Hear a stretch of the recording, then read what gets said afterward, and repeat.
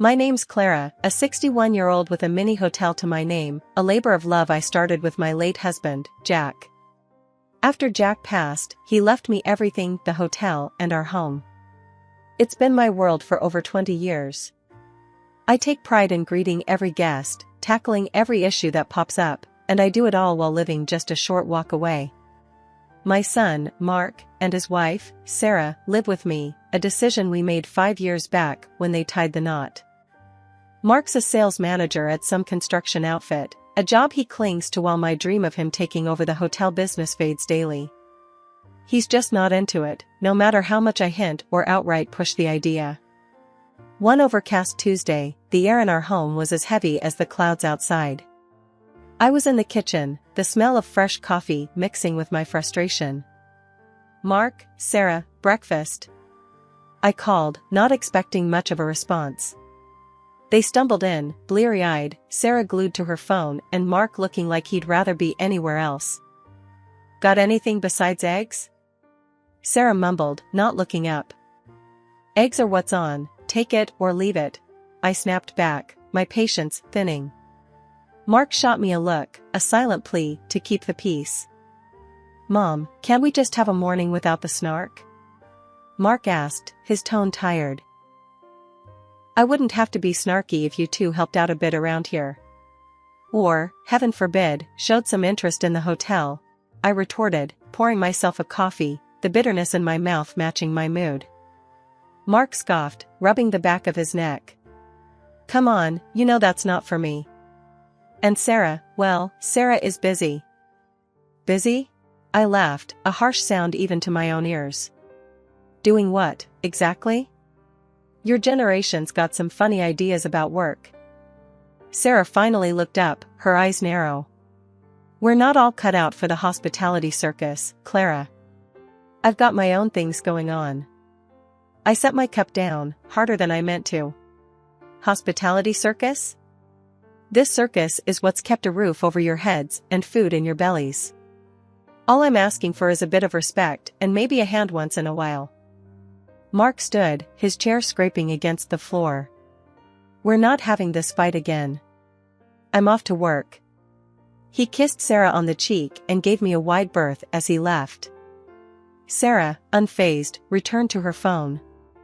"I'll be out today too. Don't wait up." As the door slammed behind them, I was left alone in the silence. Their indifference stung, a constant reminder of the chasm between my dreams for us as a family and the reality we lived. I sighed, my anger giving way to a heavy sadness. The hotel, my passion, was a solo act, and my hopes of sharing it with Mark felt more foolish by the day. I wondered what Jack would say if he could see us now, his legacy a source of tension rather than unity. But as the day began, guests awaited, and problems needed solving. I straightened my back, my resolve firming. This hotel was my life's work, and I'd carry on, with or without their help. After all, tough love was still love, and I had plenty of that to go around even if it came with a side of tough words.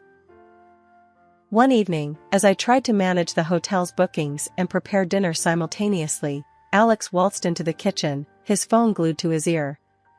He was laughing about something with a buddy on the line, completely oblivious to the chaos around him. "Hey, Mom, what's for dinner?"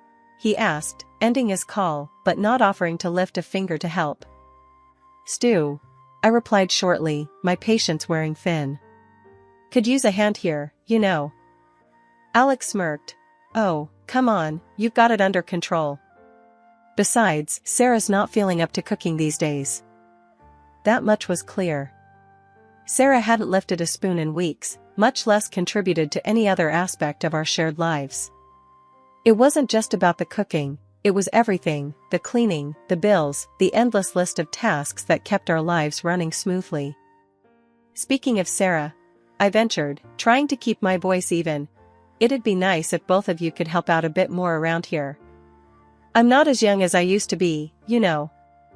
Alex's expression soured. "Really, Mom? We're guests in your house. Don't start with us." "Guests?" The word tasted bitter in my mouth. "Guests don't stay for 5 years, Alex. Guests help out, they respect the house rules. He scoffed. Rules? What are we, kids? Look, we're comfortable the way things are. Why change anything? That's when Sarah walked in, her timing impeccable as always. Change what? She asked, eyeing us both warily. I turned to her, my resolve firming. I was just telling Alex here that I could use some help around the house. And the hotel too, if you're up for it. Sarah laughed, a harsh sound that made me wince. The hotel? You're joking, right? That's your thing, not ours. We've got our lives to live. Their lives, I thought bitterly. As if the business that kept a roof over our heads and food on our table was just a hobby of mine, not a lifeline for all of us. I'm not asking for much. I pressed on, feeling the anger build. Just some basic decency. Respect. A bit of help. Is that too much to ask from my own son and his wife? Alex's face hardened. Decency? Respect? You're making it sound like we're freeloaders. If the shoe fits, I muttered under my breath, immediately regretting it as Alex's face went red with anger. What did you just say? He snapped, stepping closer. I stood my ground, tired of walking on eggshells in my own home. You heard me. I can't keep doing everything alone. This isn't just a place for you to crash. It's my home, my business. I poured my life into it. Sarah grabbed Alex's arm, pulling him back. Let's not do this now, she hissed, shooting me a glare that could freeze boiling water. We'll talk about this later, Clara. When you're not so emotional. Emotional. As if my feelings were just an inconvenience to them. They stormed out of the kitchen, leaving me alone with the bubbling stew and my swirling thoughts. The rift between us had grown too wide to ignore. I knew then that something had to give. I couldn't let them walk all over me, not in my own house. But as I stood there, listening to the silence that followed their departure, I couldn't shake the feeling of dread. Where would we go from here? How did we even start to mend what had been broken so carelessly? Months rolled by, the same old routine grinding me down. One night, I had it up to here with the whole situation. So, I figured I'd give talking another shot, hoping maybe, just maybe, things would change. Alex, Sarah, we need to talk, I said, standing in the living room with my hands on my hips, staring at them lounging on the sofa, eyes glued to the TV. What's up, Mom? Alex asked, not taking his eyes off the screen. It's about helping out around here. I'm not getting any younger, you know. I could really use some help with the house, and the hotel. I tried to keep my voice steady, but I could feel the frustration bubbling up inside. Sarah rolled her eyes, a smirk playing on her lips. Oh, come on, Clara. You've got everything under control. Why change anything now? Yeah, Mom, you're like Superwoman or something. Besides, we're kinda busy. Alex chimed in, laughing as if the matter was just a big joke. That laugh of his, it was like a punch to the gut. Busy? Doing what? Watching TV? Because from where I'm standing, it looks like I'm the only one doing any actual work around here. Alex's laughter died down, and he shot me a look. Hey, when you're gone, all this will be mine anyway. Then I'll clean up, he said, echoing Sarah's cruel humor. Those words, they stung more than I expected. So, that's it, huh? You're just waiting for me to kick the bucket? Is that what she's telling you to think? I pointed at Sarah, my voice rising despite my attempts to keep calm. Sarah shrugged, unfazed. Clara, please. You're making a mountain out of a molehill. We're just being realistic here. Realistic. That word, coming from her, it was almost laughable. Not long after, Alex came home with a long face, announced he'd lost his job. Something about deals falling through. For a moment, I felt for him, I really did. So, I offered him a lifeline. Alex, why don't you come work at the hotel? There's plenty for you to do, and it'll keep you busy till you find something else. But no, he wouldn't have it. Work at the hotel? Mom, I'm looking for something a bit more prestigious. Thanks, but no thanks. prestigious. As if the work I'd done all these years meant nothing. Months dragged on, and his job hunt turned up zilch. Not a surprise, really, given how he spent his days. It dawned on me then, they were never going to change. My home was just a waiting room to them, and my life's work was nothing but a future payday they hadn't earned. I was beat, running on fumes really, between the hotel and looking after Alex and Sarah. It got to the point where I even started seeing a psychologist, just to keep my head straight. She suggested I take a break, said I needed to get away for a bit to recharge. Made sense, I hadn't had a real vacation in years. So, at dinner one night, I brought it up, expecting them to brush off the idea. But Sarah, of all people, jumped on it. "Why don't we book you a nice getaway? Hawaii sounds perfect for you. Just leave it to me, I'll sort everything out." She told me how much it would cost, and I, thinking this was some sort of turning point, transferred her the money without a second thought. The excitement bubbled inside me. Hawaii. It's been ages since I'd been anywhere. I got everything arranged at the hotel, made sure the staff knew what to do while I was gone, even got a couple extra hands to help out. But then, the night before I was supposed to leave, something felt off. I asked Sarah to send me the ticket and booking info. Her response froze me in my tracks. "Oh, there's no need for that. We used the money for ourselves. Figured it's a better use. You just stay here and look after things, like always," she said, so nonchalantly, as if she was talking about what to have for dinner. I couldn't believe my ears. "What did you just say?" My voice was a mix of disbelief and rising anger. Alex laughed, a sound that echoed like mockery in my own home. "Yeah, Mom, we needed the break more than you did. You know how it is." I stared at them, feeling a chill run down my spine. These weren't the people I knew. My own son, laughing at my expense. My heart sank. "You stole from me, for a vacation?" Stole is such a harsh word. "We're family, right? What's yours is ours," Sarah quipped, smirking like she'd pulled off some clever trick. I felt sick. My own family, turning on me like this. "I trusted you," I managed to say, my voice barely above a whisper. Alex shrugged, still with that grin that I now found grotesque. "Come on, Mom. It's not a big deal. You can go some other time." I looked at them, really looked at them, and saw strangers where my family should have been. My heart was heavy, a mix of betrayal and clarity settling in. They didn't care about me, not really. All this time, I was just a means to an end for them. That night, I lay awake, the pain of betrayal gnawing at me. But as dawn crept in, so did a resolve.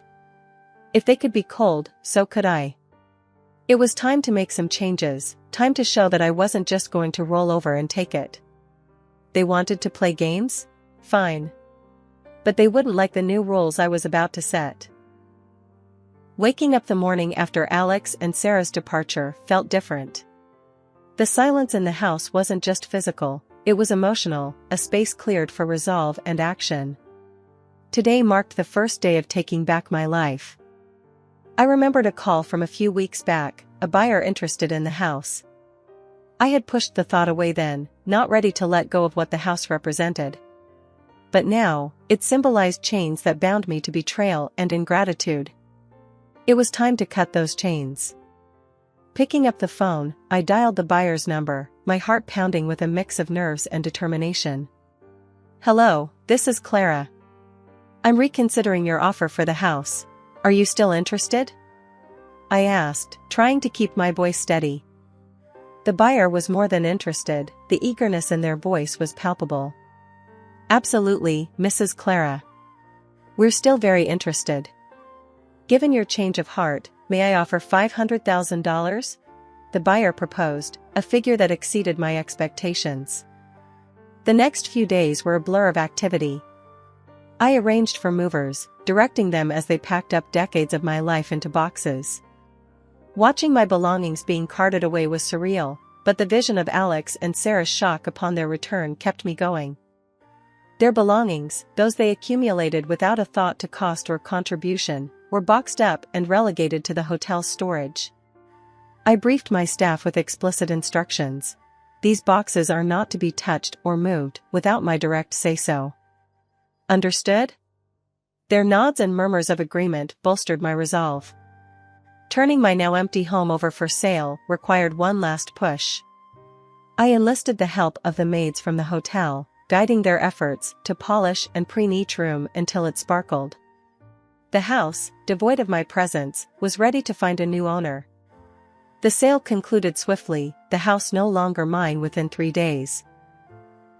But I wasn't done yet. With the weight of my old life lifting, I decided it was time for the vacation I was denied. Miami beckoned with promises of sunshine and solace. I booked myself into a seafront hotel, indulging in the kind of luxury I had always denied myself. At the airport, I felt a surge of freedom. My phone, usually so crucial to my daily existence, was turned off and tucked away. No disturbances. This time is mine, I whispered to myself, a mantra for the journey ahead. As the plane soared into the skies, my thoughts drifted to Alex and Sarah. I imagined their return, the confusion and realization dawning on them as they found the house sold, their belongings boxed and stored, their safety net gone. Would they understand the lesson here? Would they finally see the value of respect and contribution? For the first time in a long while, I smiled genuinely, the weight of years of servitude lifting off my shoulders. This vacation wasn't just a break, it was a declaration of independence, a reclaiming of my dignity and my future. And it was only just beginning. Switching on my phone as I settled into the Miami sun, I braced for the onslaught of notifications. Missed calls and texts from Alex and Sarah lit up the screen, a digital testament to the chaos I'd left behind. Instead of wading into that mess, I dialed my hotel, connecting with my trusted assistant, Jenna. "Hey, Jenna, it's Clara. Give me the scoop. How did the welcome party go for our esteemed guests?" I asked, a smirk playing on my lips as I envisioned the scene. Jenna's laughter greeted me. "Oh, Clara, you missed a show." They showed up, bewildered and fuming, dragging their luggage behind them.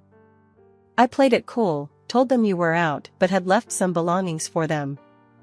I chuckled, imagining their confusion turning to disbelief. "And the storage bill? How did that go down?" Like a lead balloon, Jenna recounted with glee. Alex tried to puff up, claiming ownership of the hotel, saying they wouldn't pay. I almost laughed in his face.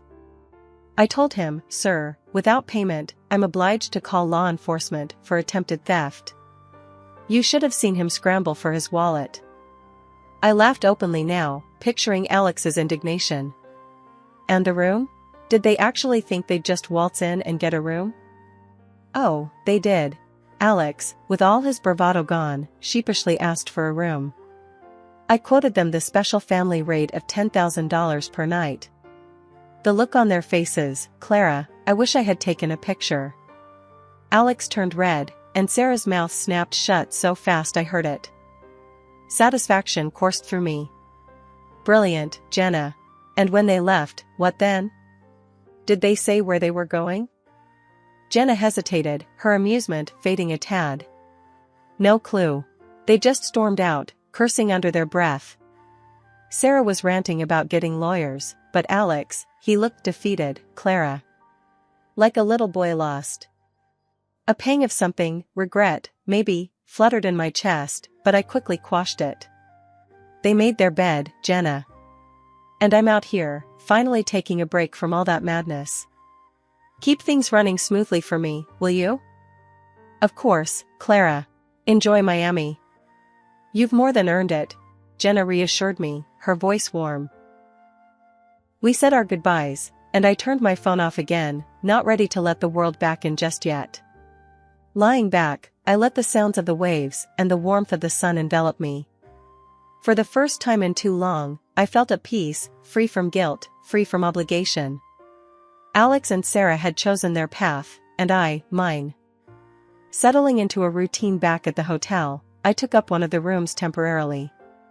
It was an odd feeling, being both at home and not, but it gave me a chance to think about what I really wanted next.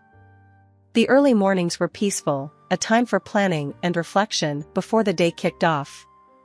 One morning, not long after I'd returned, my phone rang with a ferocity that only Alex could muster.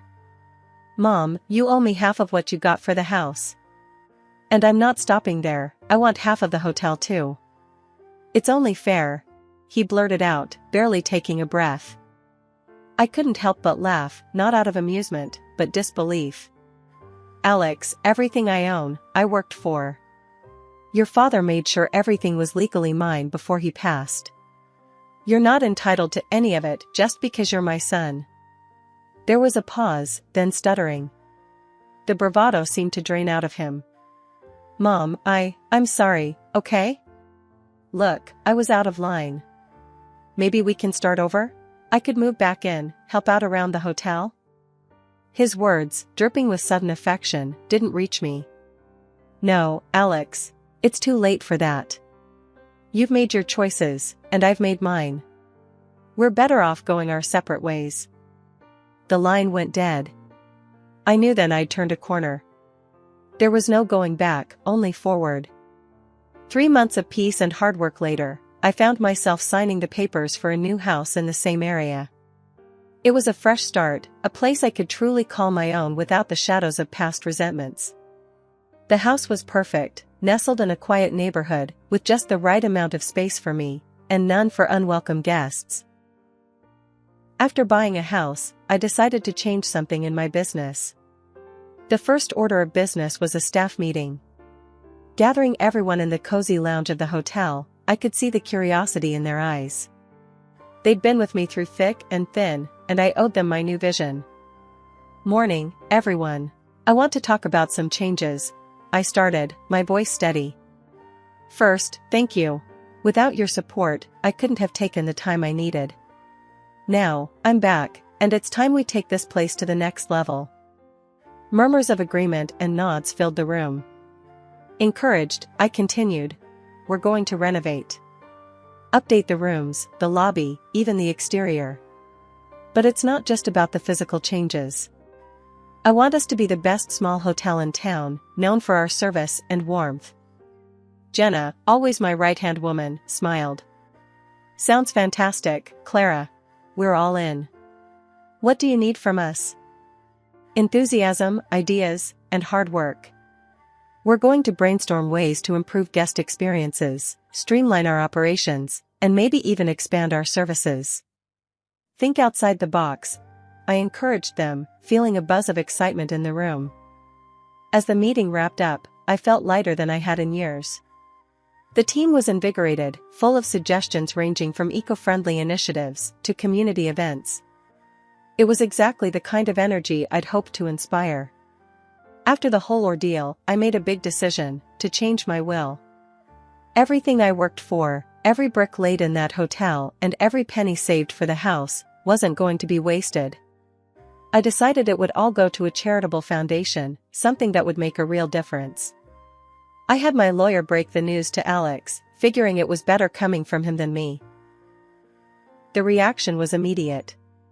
Alex showed up at the hotel, his face a mix of anger and desperation. "Mom, this can't be right. The lawyer said you're cutting me out completely? That can't be what you want."